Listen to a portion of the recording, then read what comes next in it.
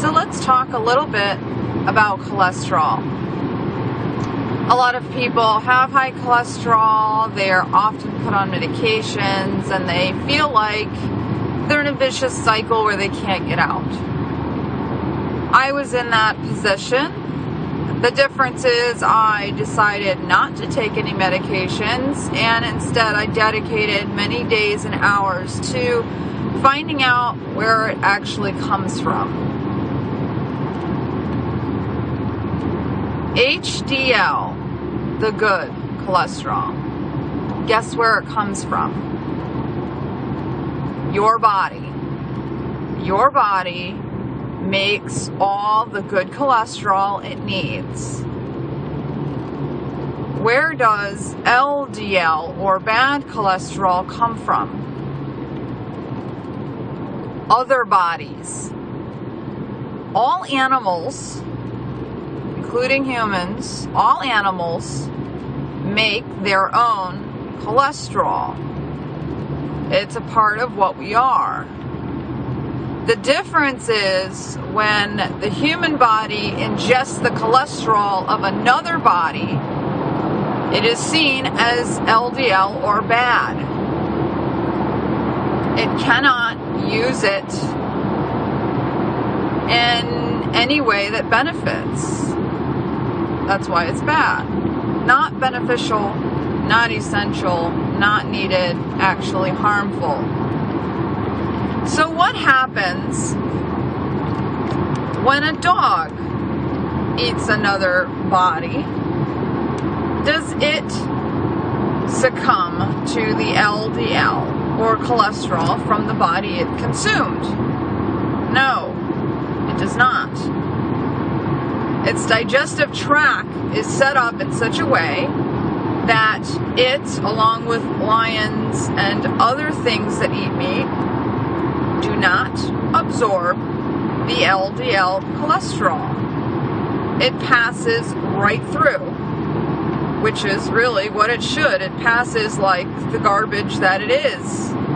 No other body needs some other body's cholesterol. And so organisms that are meant to consume others do not absorb it because their body knows that it is not good for them and it gets rid of it. So why does the human species succumb to the LDL? Why is it that our body doesn't realize that it's bad and keeps it? It does. It picks it up in the digestive tract and tries to do something with it, and it just ends up stuck on the sides of your arteries. Why does it do that?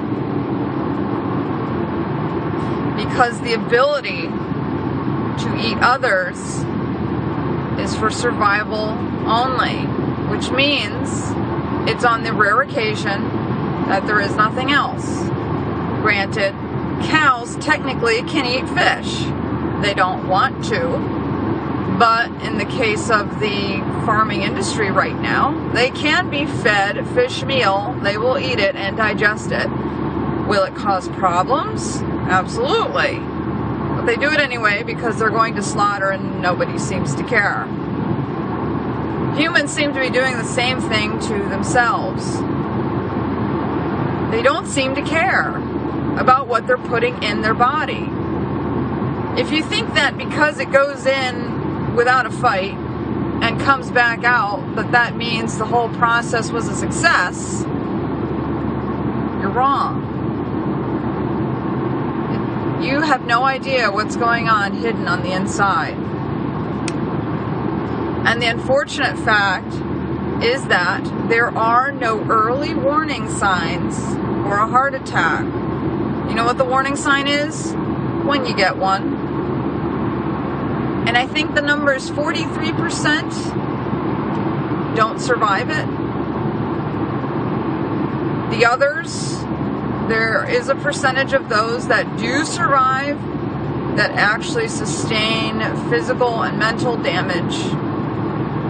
And there are those lucky few who survive the heart attack without damage, but their number will come up shortly again if they continue on their path. So what is the lesson here? Granted, many organisms have the ability to cannibalize. Does it mean that's their diet? Certainly not. Humans can eat other humans. Doesn't mean we should. But if you're in a survival situation and you have no other choice, you could eat your friends, but nobody really wants to. This is the point I'm trying to make, to see if maybe I can get you to understand. All of the evidence is pointing towards this. We have even gotten hair samples of that frozen Iceman that was found, I want to say it was 10 years ago. It was a while ago. Made headlines. But they found that in his hair sample, he was for the most part a vegan and on occasion would actually catch something and eat it. But remember, even early man did not eat raw meat. We don't have the enzymes. So if we have to process it, like the cows eating fish, they can't just go in the ocean and eat it. It has to be processed. It has to be cooked. It has to be ground. It has to be mixed with corn. We do the same thing with meat. If we have to put it into a chemical process via cooking to make it safe and digestible, how does that make it our natural food? It makes it a survival food. Because if we really need to, we can use it for fuel. But nature, or God, whoever calls to you, has checks and balances set for the taking of life. This especially applies to the human race. We seem to be held accountable, whether other animals are not. You can always believe that because we are God's favorites, however you want to take it, that maybe that's the reason, but for whatever reason,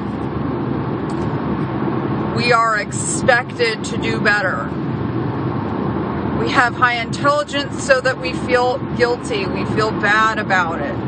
Our bodies cannot handle it.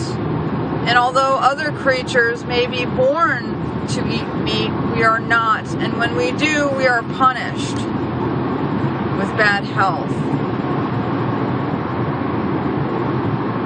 Go ahead and look up the information for yourself. I will warn you though, it's a lot of digging. The industry does not make it easy. And if you give up, understand that I almost did. But I'm glad I didn't.